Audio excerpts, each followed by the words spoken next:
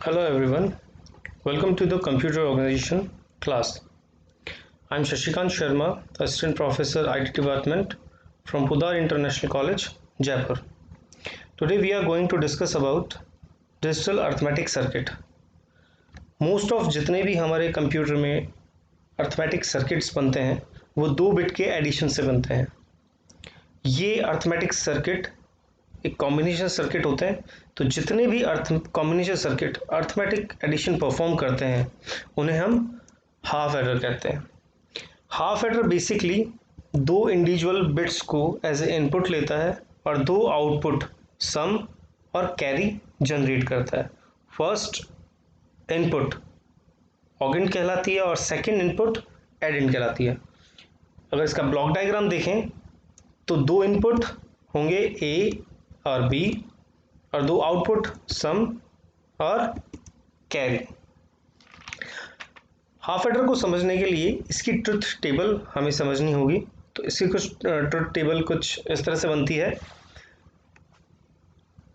जहां 2 input A और B होंगे और सम और कैरी यहाँ पे होगी। इनपुट ए और इनपुट बी की वैल्यू को जब हम जोड़ते हैं तो इससे हमें सम और कैरी की वैल्यू मिलती है। तो फर्स्ट सिनेरियो में जब ए की वैल्यू 0 और बी की वैल्यू 0 तो सम की वैल्यू 0 और कैरी भी 0 होगी। जब ए की वैल्यू 0 और बी की वैल्यू 1 है तो सम की वैल्यू 1 होगी और कैरी 0। जब ए की वैल्यू 1 और बी की वैल्यू 0 है तब सम की वैल्यू 1 और कैरी की वैल्यू 0। जब ए और बी दोनों इनपुट की वैल्यू 1 होगी तब सम की वैल्यू 0 और कैरी की वैल्यू 1 होती है। इस ट्रुथ टेबल से हम यहाँ पर सम और कैरी दोनों के एक्सप्रेशन, लॉजिक एक्सप्रेशन भी ड्राइव कर सकते हैं। तो सम के लिए जो एक्सप्रेशन होगा वो होगा ए बार बी। यहाँ से हम पहला एक्सप्रेशन, जहाँ हमने 0 वाली को डिस्कार्ड कर दिया क्योंकि इसको लेने का कोई हमारा सेंस नहीं है, हम पहले जहाँ 1 सम की वैल्यू 1 आ रही है उसको हम पिक करते हैं। तो यहाँ पे हमारे पास ए बार बी, सेकंड आ रहा है ए बी बार, तो सम का एक्सप्रेशन बन रहा है A bar B plus A B bar, और कैरी का एक्सप्रेशन होगा C equals to A B. इस एक्सप्रेशन से अब इस एक्सप्रेशन जो एक्सप्रेशन हमारा डिराइव हुआ है ट्रुथ टेबल से, इस है हम इसका लॉजिक डायग्राम भी बना सकते हैं। तो इसका जो लॉजिक डायग्राम है वो कुछ इस तरह से होगा। जो ये लॉजिक डायग्राम दिखाया है ये है using basic gates. Basic gates कौन से होते हैं? एंड गेट, और गेट और नॉट गेट। अगर इनसे हम बनाना चाहें तो ये कुछ इस तरह से बनेगा, जिसमें 2 नॉट गेट, 3 एंड गेट और 1 और गेट यूज होता है। 2 इनपुट है, तो फर्स्ट जब इनपुट ए की वैल्यू 1, सपोज यहाँ से 1 हुई तो ऑब्वियसली यहाँ पे इनपुट की वैल्यू क्या हुई? 0। तो यहाँ पे क्या है? ए बार, अगर 1 है तो 0, 0 है तो 1, तो ए बार बी और ए बी बार आउटपुट आएंगे। और इस सम को हम, इस एक्सप्रेशन को हम ए एक्सक्लूसिव और बी भी लिख सकते हैं। और इस सेम लॉजिक डायग्राम को यूजिंग एंड और एक्स और गेट इस तरह से डिराइव करते हैं। यहाँ हाफ एडर में सिर्फ एक ही प्रॉब्लम थी कि ये जो हाफ एडर था ये सिर्फ 1 बिट एडिशन के लिए ही बना था। प्रॉब्लम वहाँ आती है जब 2 या 2 से ज़्यादा बिट्स का एडिशन होगा, तो उसमें हम फुल एडर यूज़ करते हैं।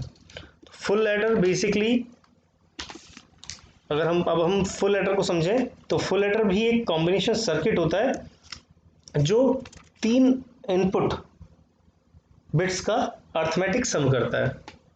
इसके 3 इनपुट होते हैं और 2 आउटपुट होते हैं। इसमें 3 इनपुट और 2 आउटपुट होते हैं। According to block diagram of full adder, inputs are A, B और सी।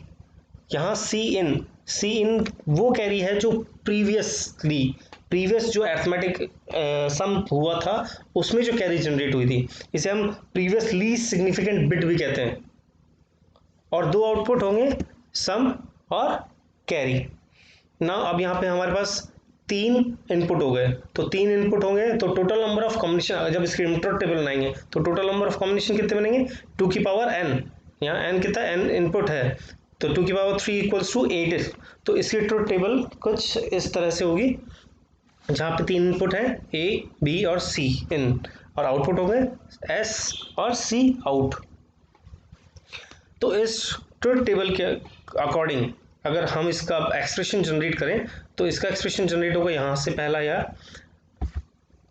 तो एक्सप्रेशन अगर हम यहाँ से भी डायरेक्टली जनरेट कर सकते हैं, और वैसे हम इसका के मैप के थ्रू भी बना सकते हैं। तो के मैप के थ्रू अगर बनाएं हम तो यहाँ पे बनेगा, सबसे पहला हम पहले सम कहाँ पे, 1 की वैल्यू, सम की वैल्यू 1 कहाँ पे है वहाँ देखते हैं, a bar b bar c।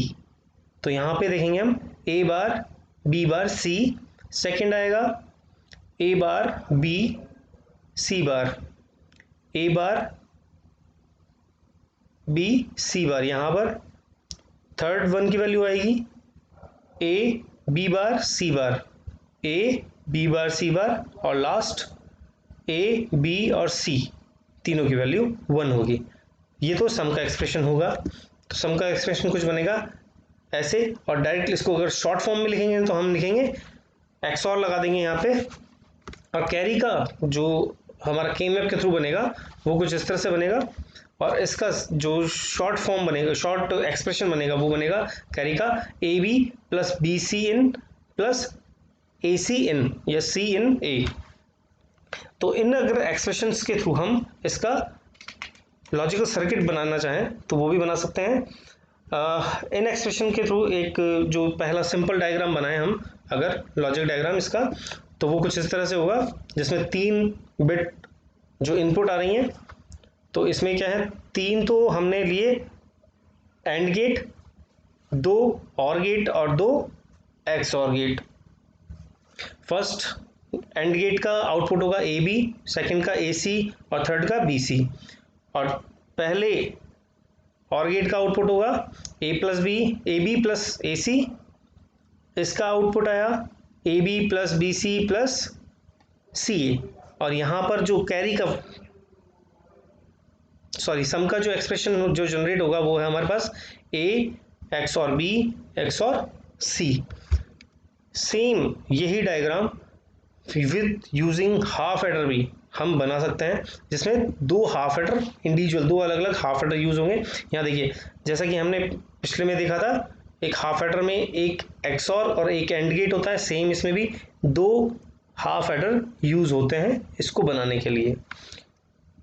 तो आई होप आपको हाफ एडर और फुल एडर समझ में आया होगा।